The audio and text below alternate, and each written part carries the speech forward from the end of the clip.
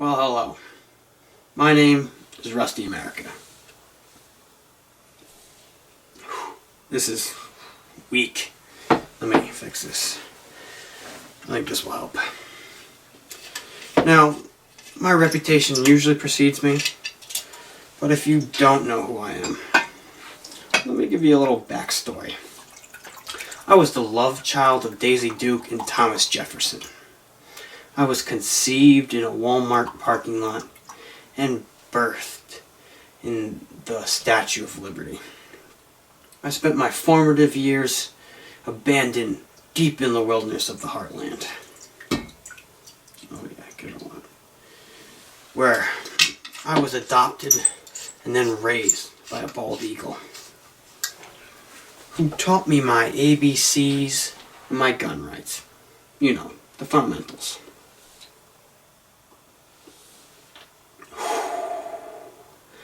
Now that's America. Now look, I'm not here to talk about my fantasized past. I actually want to talk about something more serious. We are in the final throes of an election that I think all of us are fed up with. I had great hopes for this election. Our country needed a uniter, but all we got is two backbiters. After this nasty and divisive election, it seems like the only thing we can agree on is that the candidates are garbage, the system is flawed, and our country is not in a great spot. Our generation feels powerless and doesn't see a solution to any of these problems. I've learned about these feelings because I love talking about politics. Whenever I get the chance, I'm out at the bar, college event, anywhere around people our age. I like to ask them how they're voting and why. And I love hearing about people's opinions. But it seems this year, countless people have told me they don't even plan on voting this year. It seems that our generation has fully rejected the whole notion of voting. Some tell me they're making a stand by not voting. That it's their right not to vote. Others tell me only sheep vote. The idea of choosing between two candidates is not a choice at all. And still more tell me that they just don't have the time to get educated, which, I mean, I understand. If you got 4 tests next week, or you have to fill out 10 applications just in the hope of getting a job, researching politics is probably the lowest thing on your to-do list. But the problem is, then what is our government? Can you even call it a democracy if no one votes? If all without political power stop voting, then only those with political power will be voting. That's the powerful getting to decide who's powerful. That's nothing more than an oligarchy. That's the end of American democracy as we know it. And I'd like to say, the only reason we are in this terrible situation is because our generation is not being heard. We are the ones who need to get the country back on the right track. And we can't do that if we abstain from voting. Not voting is not an option. But if you don't trust in my words, well, maybe you'll believe in Harambe. But I'll get to him in a second. First, I'd like to say that the one thing I've noticed from all the debates I've had of whether we should or should not be voting is I inevitably get this one question, which is, who the hell do I vote for if there's no good candidates? Well, we have a few options. The first obvious one is you can play the lesser of two evil games with Hillary Trump. The next option is the alternative of voting for a third party. Though if you've already picked your candidate, you're probably going to go out and vote anyways and don't need my encouragement. Just make sure you go out and do it. What I want to focus on is if you find no candidate appealing, or worse, you are wholly disenfranchised by the entire system. There is another option. There's another choice. This November, on Tuesday the 8th, proudly walk into your polling place, confidently grab a ballot, and mark down in the write-in section in big, bold letters, Harambe. America. This year, you can cast your ballot for Harambe Cecil 2016. Can't forget Cecil. Despite being a quadruped, Harambe is the only candidate that stands for freedom. Harambe will throw the feces that is this current government out of Washington. His Harambe senses start tingling when America's in trouble, or when there's a kid in the enclosure. Harambe already has announced his Secretary of State, who is Kerchak, Tarzan's gorilla father. He's another one that took a bullet. You could say Kerchak was Harambe before it was cool. Now Harambe only has the intelligence of an ape, but I mean, that's better than all Congress combined. Americans like to vote for a candidate they can have a beer with. Well, have a drink with Harambe, because Harambe's always willing to take a shot.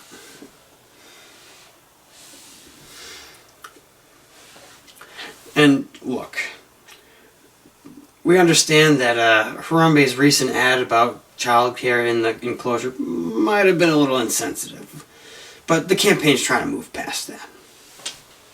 The best argument for a vote for Harambe is probably the candidate himself. He once said, "I am a proud silverback. Silver may be the color of second place, but I'm fine with second place. Because in my book, America comes first." Harambe is the only candidate out there who can save American democracy. America. R.I.P. Harambe.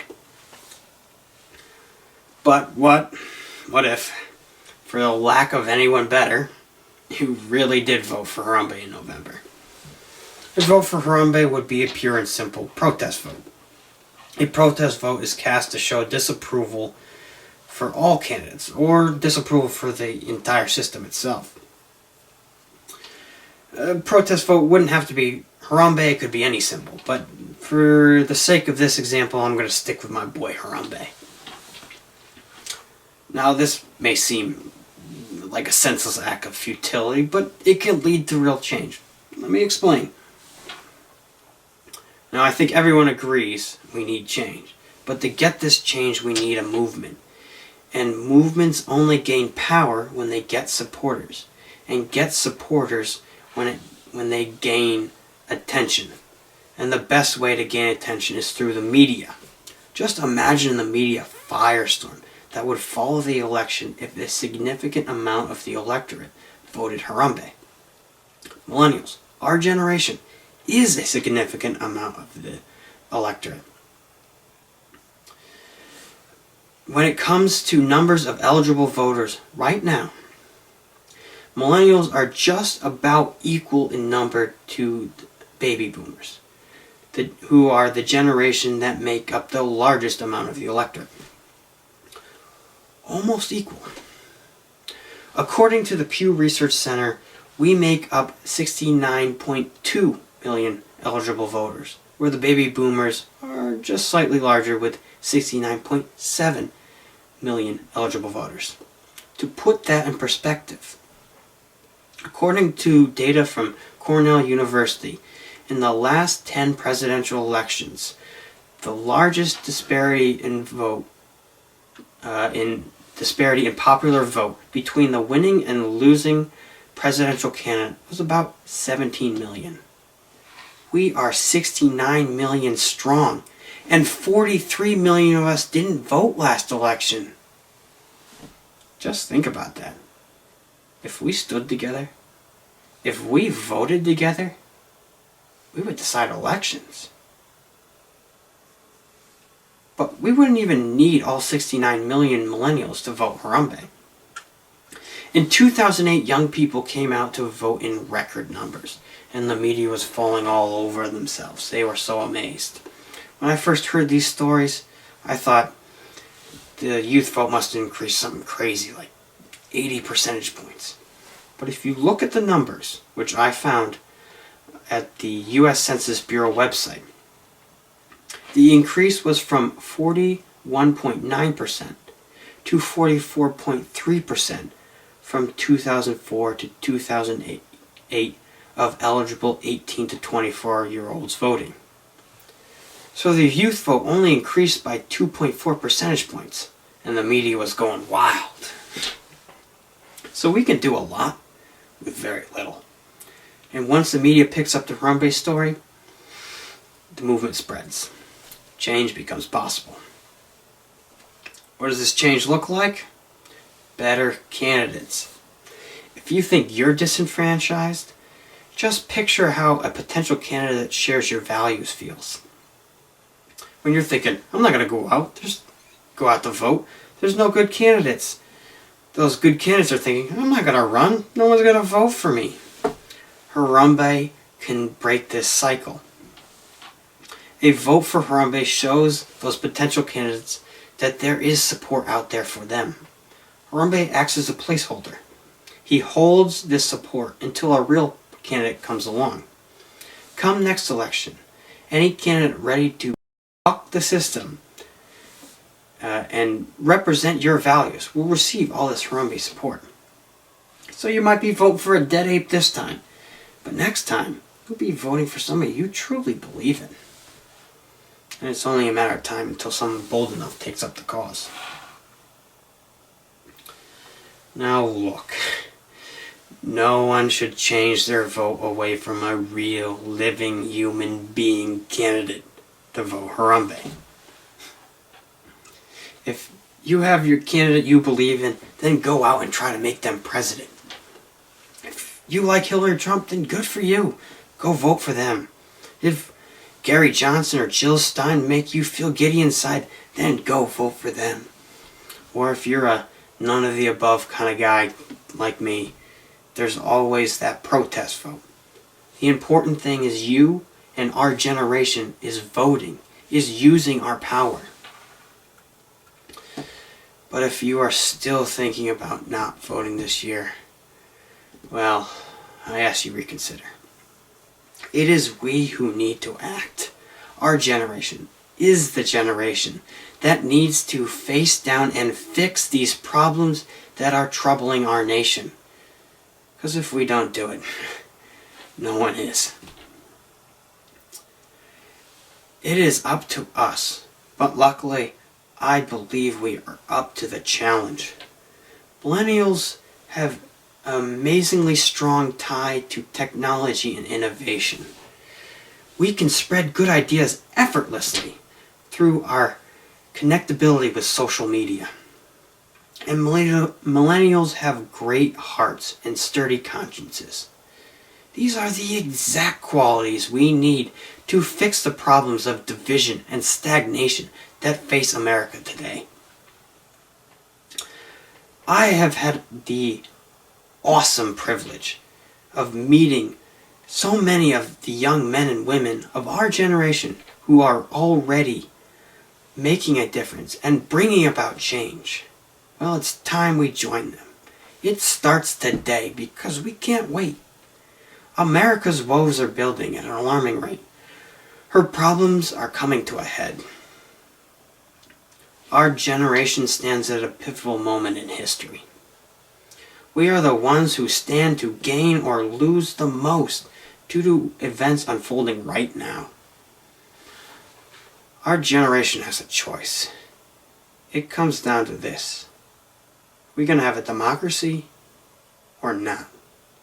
If we let the trend continue, more and more Americans will become disenfranchised and less will vote. And you can't have a democracy if no one votes. With votes, if you don't use it, you lose it. So are we going to be known as the generation that lost it? As the generation that let democracy quietly slip into the night? war? Are we going to stand together and turn these chaotic times into an opportunity to take charge of our democracy? Because democracy is too important to lose. The vote was not given, it was taken. Our forefathers fought a war for it. African Americans braved dogs, hoses, and billy clubs for it. Suffragettes endured jail and force feedings for it. These are just a few of the many sacrifices it took to gain the right to vote. Now it is left to us the much easier task to maintain the right to vote. And here lies our obligation. There is an outstanding debt we owe to all these previous generations who paid in blood, suffering, and sacrifice for our vote. We can never and will never be able to repay or make up for these gifts of freedom. The only way of thanks we can give is by taking this power of the vote and using it. Now, in regular years, we could use this power of the vote to help a candidate we believe in win. For many of us, that's just not this year. But we're not going to let a little thing like not having any good candidates on the ballot get in our way. Beverly Perdue, the first female governor of North Carolina, said, "The most important thing we own is our vote." Well, it's time we start using it. It's time our generation uses this power. So this year, 2016, let's use our vote to take charge of our democracy. Do it for your country. Do it for your generation. Do it for Harambe. Let's go out and vote. Let's make this election mean something. Let's make 2016 matter. Thank you. And God bless America.